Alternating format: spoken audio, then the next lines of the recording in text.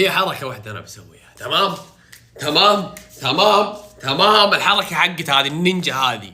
هذا تطور وصار من مدافع من قلب دفاعي إلى مهاجم يحسب لنا مباريات. في آخر 3 مباريات له 2 معنا وواحدة مع اسبانيا سجل فيها جميعها أهداف. المباراة اللي فاتت ضد الشباب فتح المباراة، فتح التسجيل. المباراة هذه ضاقت يا عيال. مباراة كئيبة، مباراة نايمة، مباراة فيها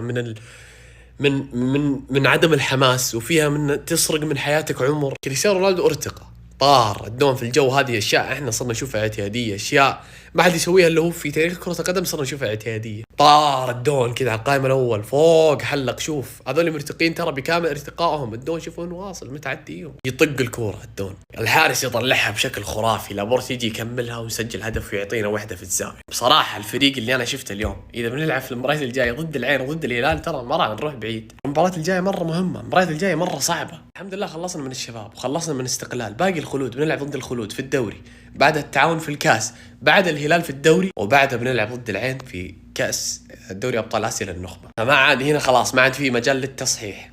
انت هنا يا تنهار نرجع نفس اول، نفس ال4 سنوات اللي فاتت، نفس السيناريو، ولا ناكل بيدنا ونعيش مع الناس ونعتاش شوي ونجيب اشياء تليق في هذا الشعار. فالفريق اللي انا شفته اليوم صح ان هذولي الاستقلال اقسم بالله يا نكد ما يلعبون كوره يعني، يمنعونك من لعب كره القدم. صافين لك الباص، وقدام الباص صافين باص ثاني، وقدام هذول حاطين تاكسي، هذا اللي يضغط مشاريبوف حاطين يضغط. حارسهم مره كويس.